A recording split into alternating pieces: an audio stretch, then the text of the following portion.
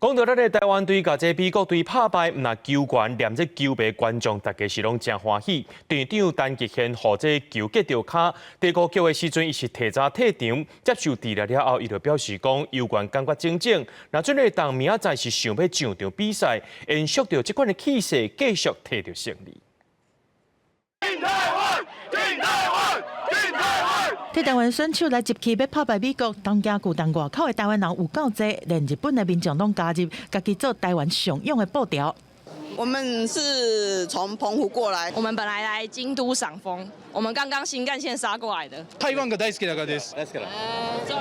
比赛进前咧练习的时阵，台湾队的休困区出现一粒充气的18刀啊！原来这是郭俊麟收到买将送的礼物，中职的人员替伊加工，将2面的6变作6面的6，希望投手野手拢有等到6个时阵的好表现。结果全场14支安打，投手群拢总干那6分。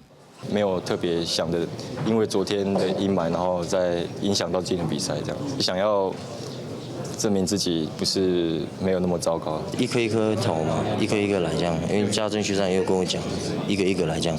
相信我们的勤收嘛，然后去了解每个投手，然后在那个时间点就是想出哪个球路。我自己蛮开心的，因为其实自己有时候有幻想过会不会赢这些强国嘛。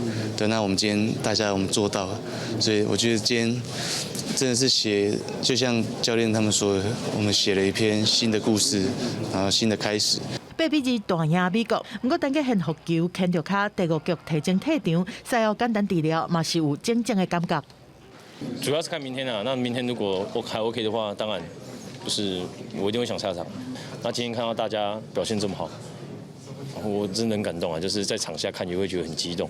对伊赛甲打手感上好的单家现讲，只要状况会使，对日本一定会上场。还有2场比赛，大家爱趁这股气势来赢比赛。8比2打败美国，其实就像姜昆宇所说的，团队创造了历史。而23号晚间，中华队就要再次对上日本队。